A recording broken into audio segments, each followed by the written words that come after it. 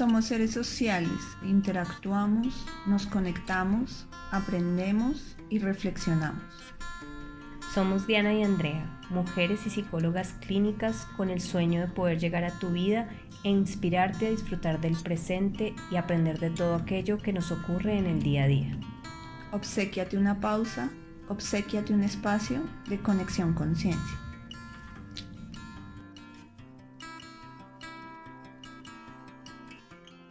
Todos, bienvenidos a nuestro último episodio de esta segunda temporada en Conexión Conciencia. Hoy vamos a hablar de las luchas personales. Un tema que nos desafía, pero hay algo que a Diana y a mí nos interesa y es que detrás de toda nuestra cuenta psicoeducativa de lo que es Conexión Conciencia, hay dos seres humanos, hay dos mujeres que han tenido sus luchas a lo largo de la vida. Y a veces creemos que porque hablamos de salud mental no tenemos problemas, tenemos la vida arreglada y la vida perfecta.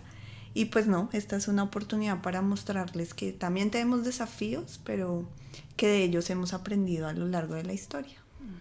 Y es que estamos como en un imaginario, ¿no? Como los consultantes o si uno atiende consultantes, ¿no? Creen que uno no tiene problemas, que toda nuestra vida es perfecta, o que por ser profesoras también de universidad también no nos pasa nada.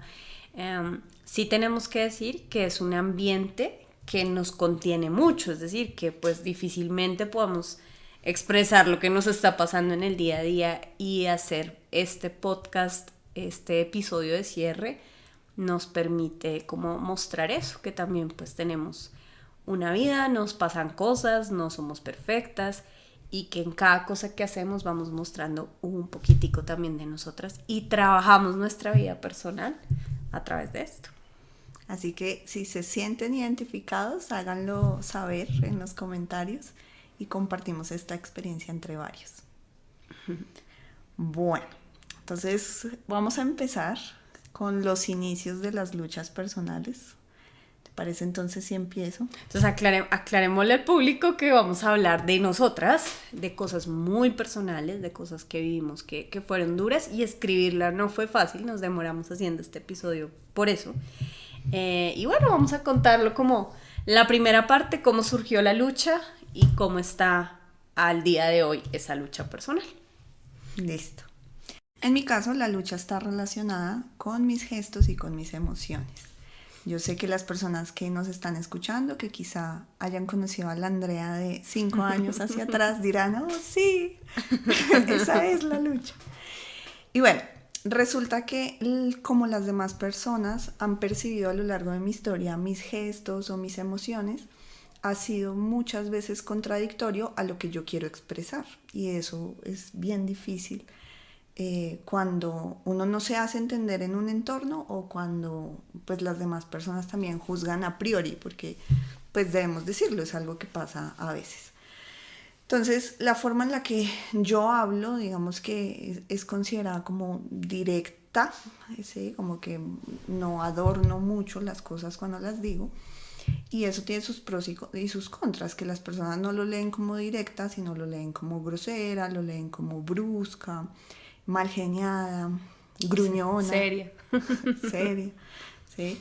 Y eso hace que, obviamente lo entiendo, y es que pues pongan un muro en relación con conocer la Andrea que hay detrás, porque pues tampoco es que nadie está en la obligación de conocer la verdadera Andrea si yo no la muestro. Y bueno, esta lucha, que no es fácil, debo decir que primero tiene que ver con una historia. Que la historia, tanto en mi caso como en la de todas las personas, no justifica nuestros comportamientos, pero sí ayuda a entenderlos. Ayuda a entender por qué yo soy diferente a Diana, o por qué Diana es diferente a otras personas, y así. Entonces, pues yo he tenido una historia de violencias de género, violencias en entornos que se supone que debían ser seguros. Y eso hace que de alguna manera yo haya aprendido ese repertorio de emociones y de expresiones como válido, ¿sabes? O sea, pues yo cuando era niña, cuando era adolescente, yo no veía que eso fuera un problema. Fue a ser un problema cuando yo ya me iba a graduar casi, porque ni siquiera en la mayoría de la universidad, sino cuando ya iba a empezar a hacer mis prácticas fue que empezó a ser el problema, y pues durante toda mi formación posgradual, y ahí vamos. Y bueno, eso también pues va acompañado, como les decía, de los juicios. Hay muchos juicios relacionados con, pues a Andrea no se le ve natural cuando sonríe, se le ve forzado. Me acuerdo que algunos estudiantes me lo decían, como que tu risa nos da miedo, no nos da empatía. Es como, ay Dios. O también muchos estereotipos. Yo he sentido por esa historia y por lo que he vivido mucho el estereotipo de que por ser mujer tengo que ser más amable que, por ejemplo, en contraparte con mis colegas masculinos. Uh-huh. Se siente todo el tiempo, como que está este imaginario que el profesor que es directo o que pone una regla es un hombre fuerte, pero si lo hace Andrea es grosera. ¿Sí? Uh-huh. Entonces ahí también como para mostrarles un poco mi perspectiva al respecto. Debo decir que respecto a este problema, al principio en mi adolescencia y en mi adultez joven, como les decía, que fue cuando ya uno empieza como a interactuar con más gente, ¿no? A conocer más personas fuera de su familia, pues yo caí un poco como en esa etapa de, no, yo tengo la razón, nadie más tiene la razón, el mundo está contra mí, porque los demás no se adaptan, la gente es súper sensible, ¿qué les pasa? ¿Sí? Y yo intentando cambiarles el chip, como mostrándoles, no, es que así debo hablar y así hablo yo y punto. ¿Sí? Un poco inflexible de esa Andrea adolescente. Y esa inflexibilidad sí que es compleja, o sea, tú que nos estás escuchando, a ti también te ha pasado, si coincidirás conmigo que cuando uno está pegado a esa inflexibilidad de que no, las cosas tienen y deben que ser así, pues uno sufre mucho. Sí.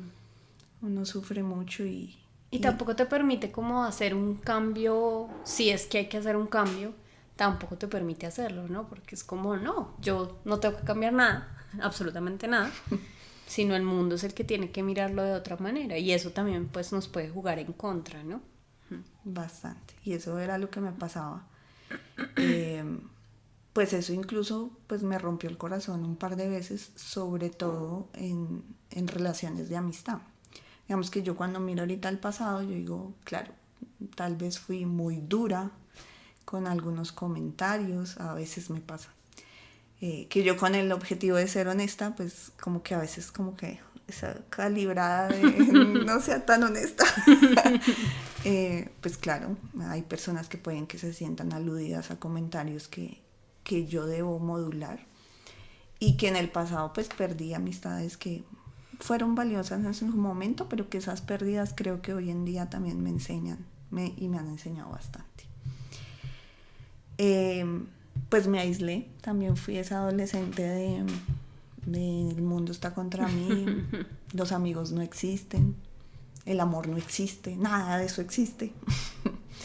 Y pues uno sin darse cuenta en eso, pues uno pues también hace que la gente se aleje, ¿cierto? Pues si yo estoy con cara de puño y seria y aislada todo el tiempo, pues las personas también les va a costar más acercarse. No es tampoco culpa de ellos. Y además que los vínculos implican esa flexibilidad de la que hablábamos. Entonces, claro, como estás en esa etapa de no, pues difícilmente se iba a poder crear como un vínculo muy sólido, y pues a la vez eso termina siendo como, no, peor, pero uno no lo ve, uno cree que eso es. Y sí, digamos que mucho tiempo duré también como vistiéndome de negro, como intentando pasar desapercibida. Uh-huh. Y es doloroso. Hoy en día pienso en los adolescentes actuales y digo, hay mucho sufrimiento detrás de su apariencia, detrás de lo que dicen. Y mira que tú mencionas algo muy, muy válido, y es como comprender de dónde surgió lo que te pasó, ¿sí? O sea, que es una dinámica de familia, de cultura, de dónde vivías, ¿sí? O sea, no es un culpable A, B, no, sino muchas cosas que confluyeron en que hoy tú tengas como un comportamiento particular, porque eso también nos ayuda a quitarnos como la culpa, ¿no? Porque siempre es como, no, yo soy el culpable de esto, no sé por qué tengo esto y me comporté así y yo soy el problema. Y pues en realidad no. Y somos una construcción de todas las personas que se han pasado por nuestra vida y de cómo hemos ido evolucionando con el tiempo. Bueno, y ya una segunda etapa estuvo relacionada con cuando me empecé a dar cuenta como de, uy, de pronto sí me estoy pasando, de pronto yo sí soy el problema. Y pues en esa etapa lo que más influyó o estuvo presente fue la autocrítica. La autocrítica como ese diálogo personal donde yo ya no creía que yo tenía la razón, sino que claro, toda la culpa era mía. Eso que tú decías, ¿no? Toda la culpa era mía. Había algo dañado en Andrea.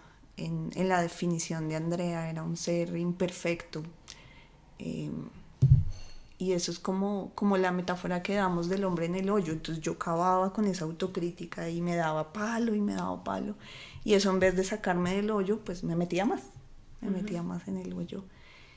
Y eso influía en mi relación con los demás, en mi seguridad, en todas las formas en las que yo me desenvolvía en los ambientes. Y venía yo un poco como a tener una reacción muy reactiva en las relaciones interpersonales. Esperaba yo que alguien me entendiera, metida en esa autocrítica, que alguien me entendiera y que alguien viniera a salvarme de Andrea. Pero pues no. No es fácil hablar de esto. Claro, qué difícil. Como para ir balanceando, ¿quieres tú contarnos un poco esas primeras etapas de tu lucha? Bueno, la mía, tengo varias, pero escogí como, bueno, de pronto una que también puede que sintonice con lo que de pronto le pasa a alguien más. Es una lucha que sigue estando y sé que seguirá estando. Yo creo que las luchas como que no es tan fácil que terminen y ya, ¿no? Porque es que es lo que hablamos, es toda una historia que tú tienes con X tema o con X cosa. Entonces tampoco cambiarla de un día para otro, eso no es tan sencillo. Es un proceso. Exactamente.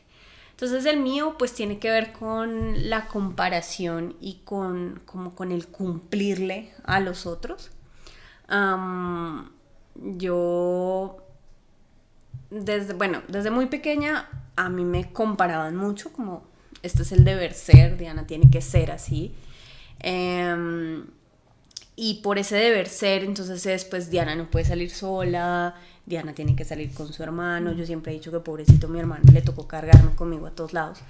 Entonces o salía con él o no salía, entonces me quedaba en la casa sola. Tenía muchos juegos solitarios, creo que por eso disfruto mucho mi soledad hoy en día. También hay que ver las cosas buenas que uno tiene de las experiencias. Pero también me empezaba a pensar como, pero ¿por qué? ¿Por qué yo tengo que estar sola? ¿Por qué juego sola? ¿Por qué otros sí salen con sus amigos a jugar? ¿Por qué mi hermano sí sale a jugar, por ejemplo? Y ahí empieza uno a compararse con todo el mundo. Entonces, porque las otras niñas sí ya tienen novio y yo no, y ya tienen su primer beso y yo no, y las otras son más bonitas y yo no, o porque X persona puede hacer esto y yo no. Por ejemplo, yo era re mala en voleibol. A mí me dolían las muñecas, se me toteaba acá como los vasitos. Y yo decía, ¿por qué? Porque todas las niñas bonitas pueden jugar voleibol. Ya después entendí que sencillamente no soy buena para el voleibol y ya, y no lo disfruto. Y hay otras cosas que sí puedo disfrutar y no está relacionado con el ser lindo, feo, bueno, con algo físico. Pero en ese momento pues era muy duro el tener que medir tu vida con la de otra niña. Entonces si a mí no me sacaban a bailar, que eso es durísimo, bueno, no sé si tú lo has vivido, pero si no te sacaban a bailar, si no te daban un regalo el Día de la Mujer, yo odiaba el Día de la Mujer, pues tú te comparabas, decías, es porque pues yo soy fea, es porque no soy tan popular. Y siento que, de hecho contarlo no es como tan, no es sencillo, pero siento que eso generó que tuviera autocrítica desde esa época, que es a lo que la gente llama como la baja autoestima, ¿no? Pero esto tiene que ver es con las verbalizaciones y la descripción que yo hago. y cómo me comporto también. Y entonces en ese momento yo hasta hacía cosas por tratar de verme diferente, ¿sí? Por tratar de verme más arriesgada, más loca, trataba de mostrar que yo estaba con los niños más populares, pero en realidad todos sabían que yo no, no era para nada arriesgada. Y sí hubo etapas en las que yo siento que fui arriesgada de cosas que no, pues que no tenían sentido, que no era Diana la que estaba, no era la Diana real, y a veces hacemos cosas por tratar de cumplir con algo que ni idea qué será, cumplir con una varita ahí y terminamos haciendo cosas que nos hacen sufrir también. Entonces miren que vamos teniendo en común el sufrimiento por nuestras propias historias. Y mira que es curioso porque yo siempre me he considerado responsable, juiciosa, como que sí, hacía, no era la más perfecta del salón, pero era juiciosa, hacía mis tareas y todo, pero aún así como que uno queda con la sensación de que uno nunca es suficiente Sí. para nada, entonces no, tengo este puesto, pero no, tienes que tener el primero, ganaste tal cosa, no, pero es que tienes que ser mejor o mejor que, ese mejor que es la cosa más dañina del mundo. Tú ahorita que hablabas de los adolescentes, yo digo, uff, en la crianza, ese usar es que no eres como tal, eres mejor o peor que, ya implica una relación de comparación que nos hace mucho, mucho daño. Siempre hay como una regla, un medidor, no sé si te ha pasado, me imagino que sí, a muchos de los que nos están escuchando, que esto no pasa solo en mujeres, sino también en hombres, un medidor de hasta dónde yo tengo que llegar, y hacemos en serio muchas cosas que nos hacen daño. De hecho, mi mamá me decía que yo cuando era pequeña rasguñaba a los otros niños y los mordía.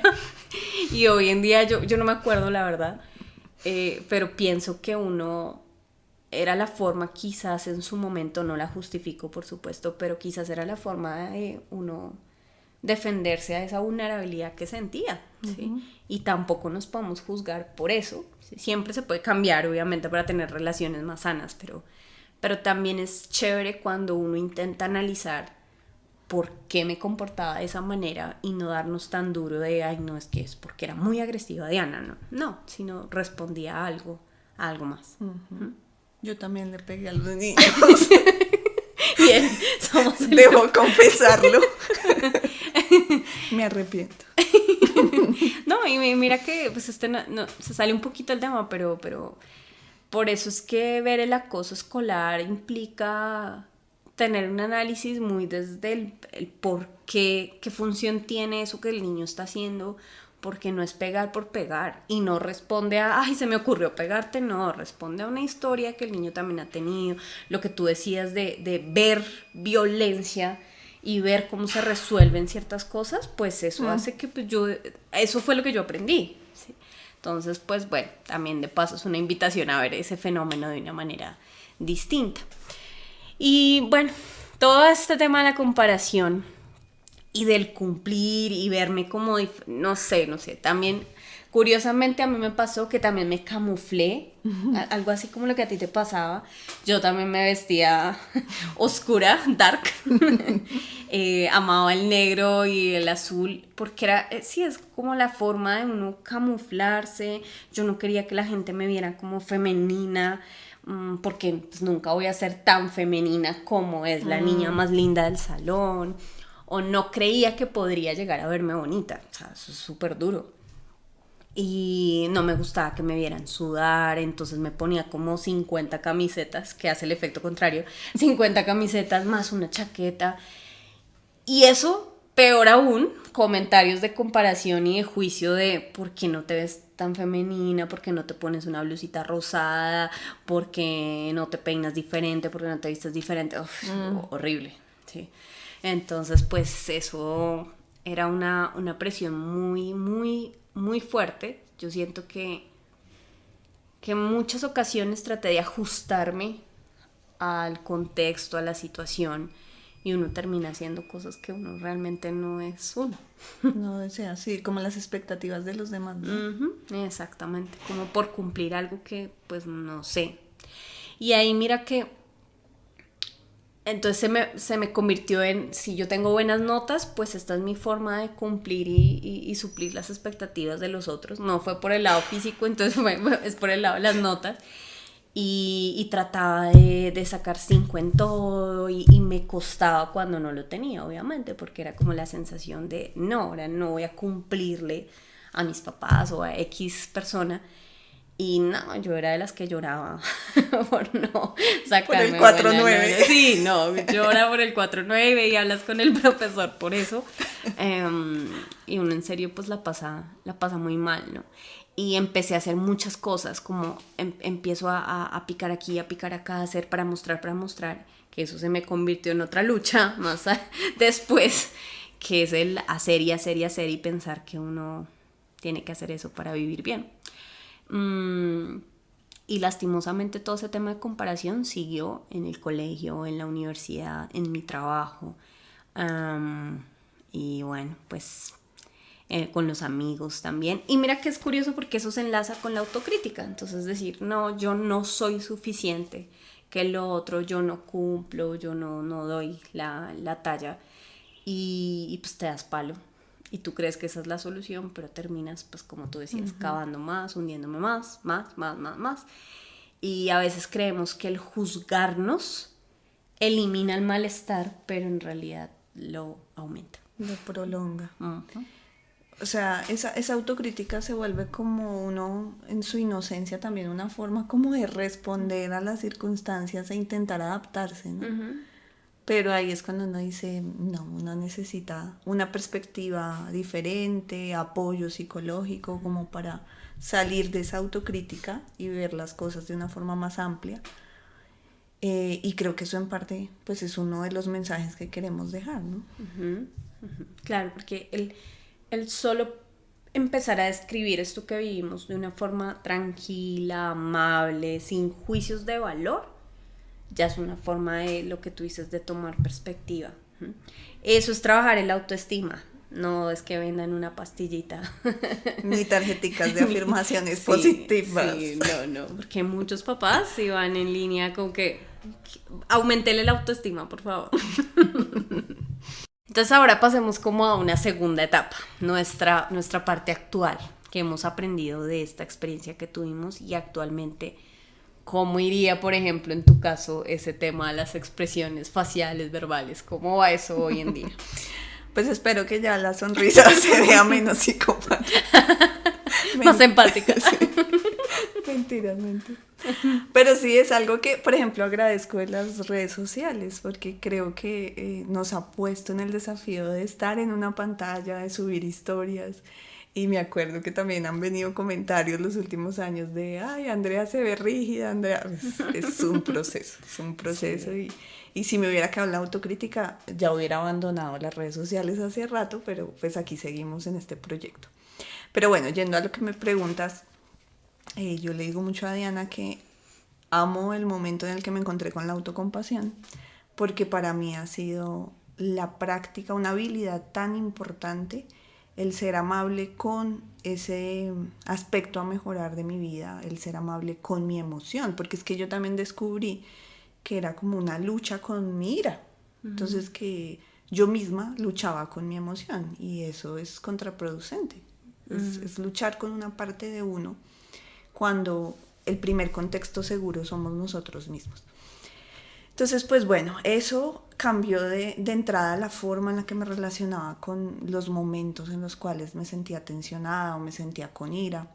Ayuda mucho, hoy en día también reconozco más fácil las sensaciones físicas que tengo cuando estoy enojada.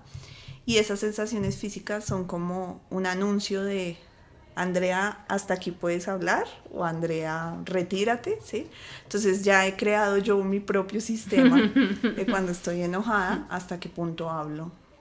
Porque si no, pues como es natural, como cualquier ser humano, si mi sistema emocional, mi cerebro emocional toma el control de mis palabras, pues no va a ser el mejor resultado, ¿no?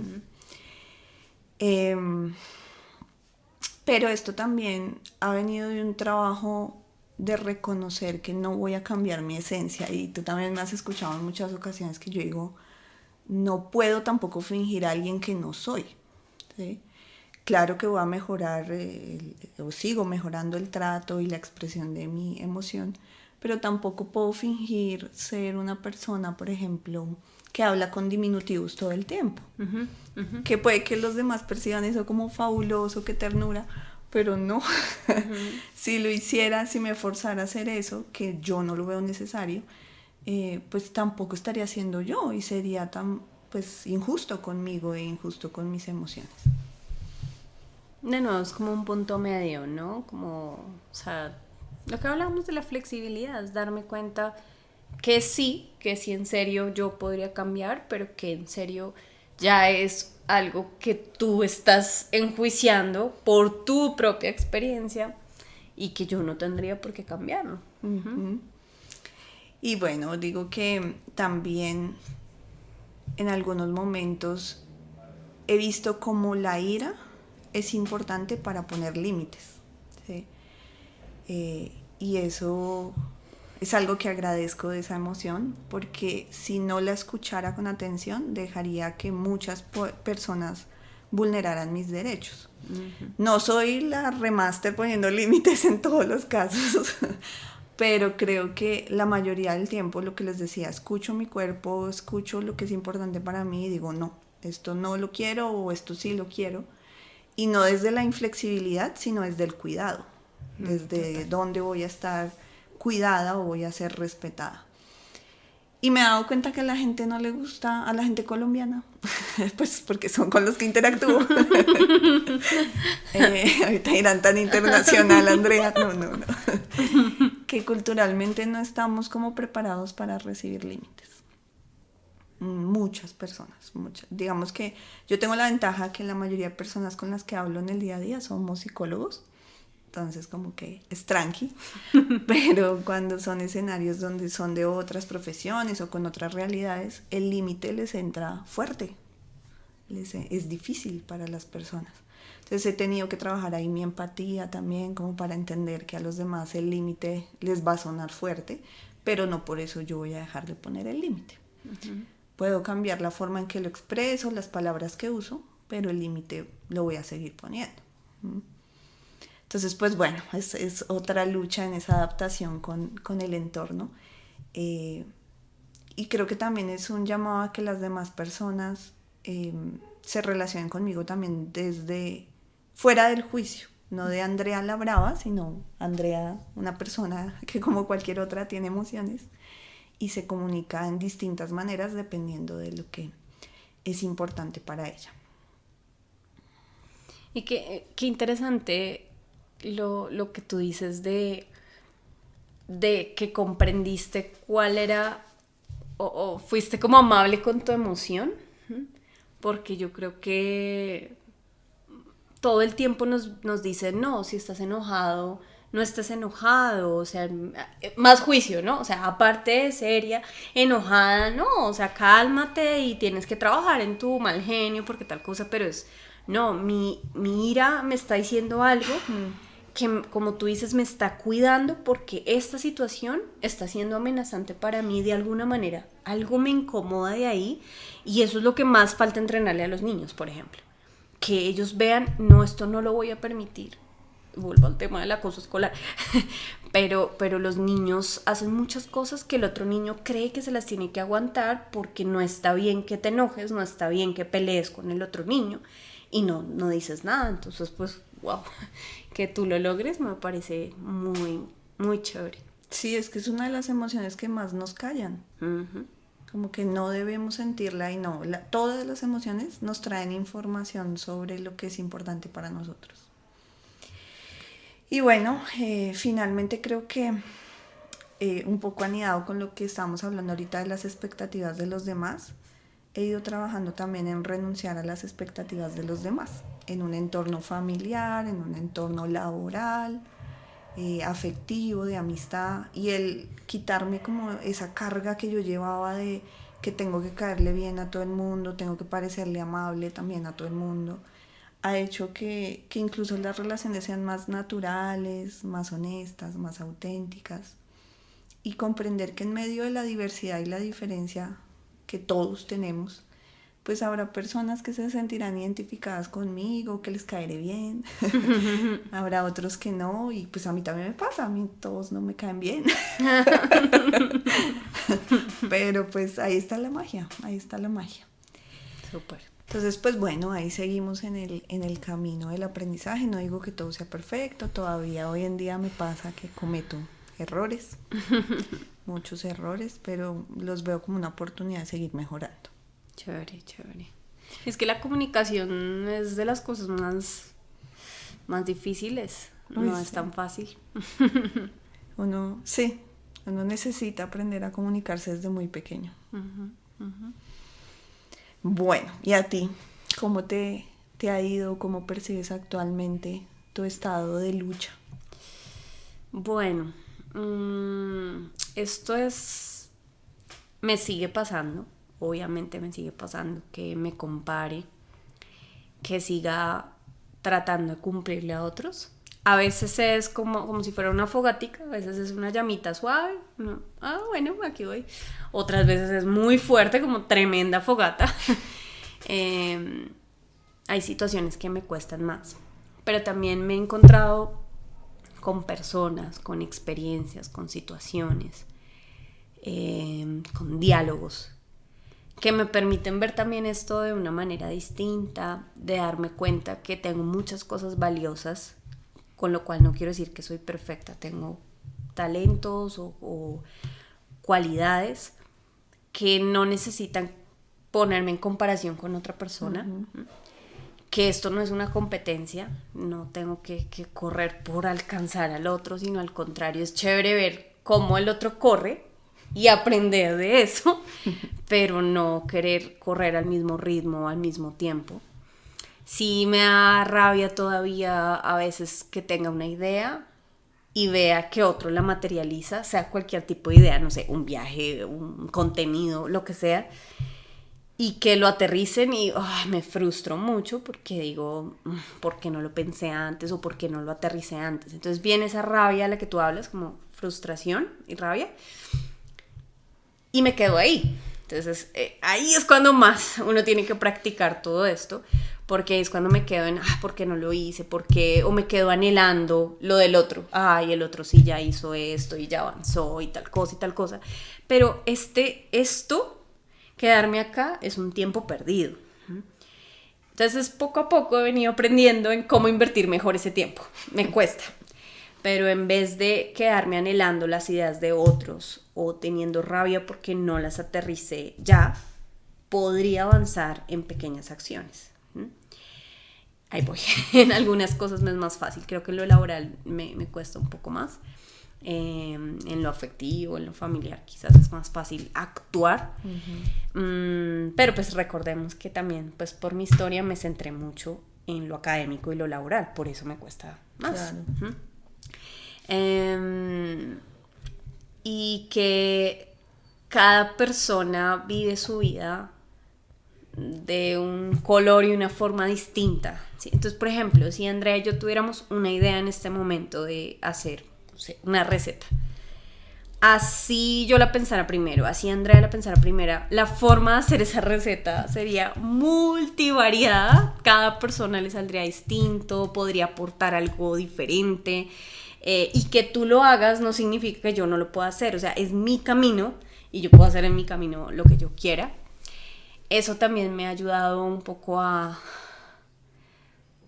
distanciarme también de los comentarios que me hacen acerca de mi vida, de los juicios de, pero ¿por qué te peinaste así, te vestiste así? ¿Por qué bailas? ¿Por qué no bailas? ¿Por qué eres un docente? ¿O por qué sí, por qué no? A veces lo hago más amable, a veces me cuesta ser más amable, pero también comprendo que ese comentario que el otro hizo, por ejemplo, de, pero ¿por qué no sé, ¿por qué bailas tanto? La otra persona lo hace desde su propia experiencia, porque tiene un temor o tiene una frustración y pues la trabajan conmigo. Entonces eso ayuda a uno no cargarse como pues tan personal los comentarios y a ser también más amable con el otro.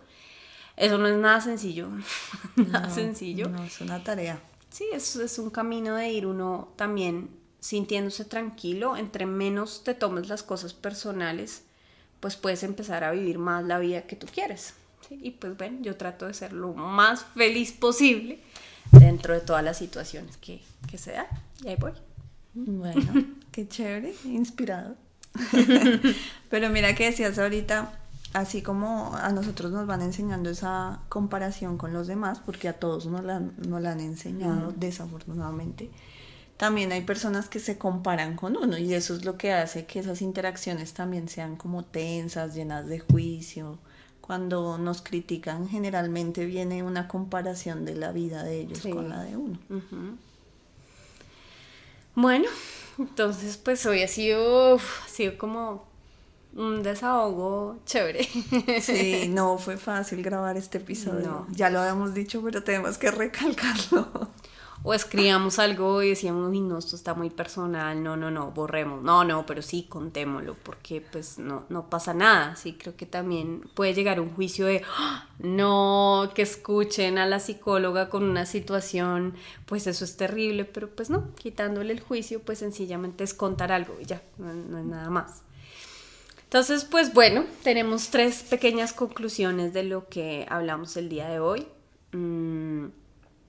Si estás escuchando este episodio y te quedaste escuchándolo todo, seguramente es porque tienes una lucha igual que nosotros y por tanto eres un ser humano como nosotros.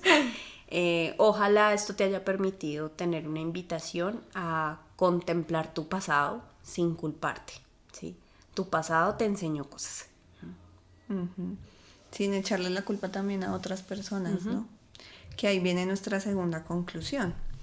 Cada persona juzga desde su historia personal, desde lo que aprendió, desde su lucha también. Y tal vez el llamado es no dejarnos llevar por la idea de que es algo personal, de que nos lo está diciendo a mí, a Andrea, a ti, Diana, sino que es una expresión de sus miedos, de sus sufrimientos o de sus luchas. Y que bueno, también hay con lo que tú dices, que no siempre que alguien nos diga algo nos está juzgando, ¿no? A veces también nosotros tenemos nuestro propio juicio de lo que el otro está diciendo. Ya me vino a juzgar, pero solamente me dijo, oye, te quería sugerir esto. Entonces también es como en este camino de comprender nuestras luchas, pero también comprender al otro, nos volvemos más amables con la otra persona. Entender, si es un juicio, ven, te estoy comprendiendo que tienes una historia, no me lo voy a tomar personal, pero también que no necesariamente eso que me está diciendo la otra persona es con mala intención, con un juicio, etcétera, sino también podría escuchar, ser amable con el otro y a partir de ahí puedo generar un cambio. Y seguramente pues las relaciones irán tornándose cada vez entornos más seguros, como lo mencionamos también al final. Chévere. Entonces, pues, bueno, este episodio nos encantó. Hablo por las dos porque se siente. Esperamos que para ustedes que nos están escuchando haya sido igual. Déjennos obviamente comentarios en todas las redes del que opinan sobre este episodio. Y con esto concluimos nuestra segunda temporada. No sé, ahí estuvo muy subliminal nuestro nuevo juguete también. Nos hacen saber, ahí vamos poco a poco creciendo y pues nada, nosotras siempre felices de escucharlos, leerlos en nuestras redes sociales. Muchas gracias y nos vemos en la próxima temporada. Chao. Chao.